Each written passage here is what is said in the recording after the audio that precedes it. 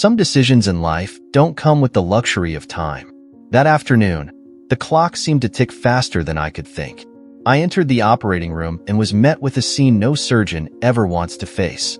A mother and her child, victims of a severe accident, both fighting for their lives. I was used to pressure, to the rush of saving lives on the brink, but nothing could have prepared me for what was about to unfold. As the minutes passed, the gravity of the situation grew heavier. I was facing a dilemma that few could endure. With every passing second, a life was slipping away, and I had to act. Amid the chaos, the medical team looked at me, awaiting my decision. The air felt like lead in my lungs. I knew that no matter how hard I tried, there was no way to save them both. Something inside me shattered at that moment. My training, my experience, nothing could ease the weight of the choice I was about to make. Save one, I thought. But who? Time raced on. And then, I made my choice. The silence after the surgery was deafening. The room that just minutes before had felt like a battlefield was now still, almost motionless.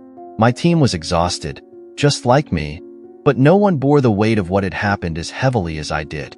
I remember leaving the operating room, my hands still shaking, the sound of the machines and surgical instruments echoing in my mind. I had made the decision.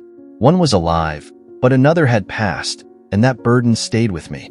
The reality of it all hadn't fully set in yet. When I went to speak with the family, my stomach churned. How could I tell them that despite all our efforts, a life was lost? Each step toward the waiting room felt heavier than the last.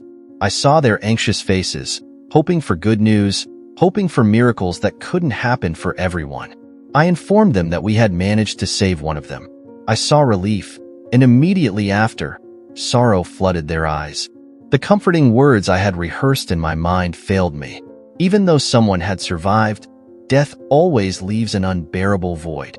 I knew that from that moment on, the ghost of my choice would haunt me forever. In the days that followed, the sense of guilt clung to me like a constant shadow. No matter what I did, the image of the patient I couldn't save haunted me. I saw his face in my dreams, in quiet moments, even in the hospital corridors. I felt like I was slowly sinking, unable to shake off this suffocating feeling. I began to question whether I had made the right choice. Could I have done something differently? Did I act quickly enough? My mind kept circling these questions, and every time I sought answers, I felt even more lost. I knew that medicine often involved tough decisions, but nothing had prepared me for one like this. I spoke with some colleagues, seeking comfort. Some told me that I had done the best I could, that under those circumstances, anyone would have made the same decision. Others shared stories of difficult choices they had also faced, but this did not lighten the weight on my shoulders.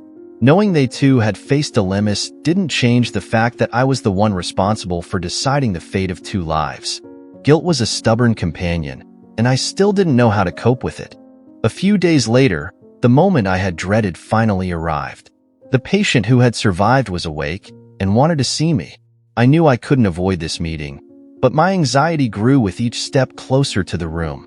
My feet felt heavy, and my heart was tight in my chest.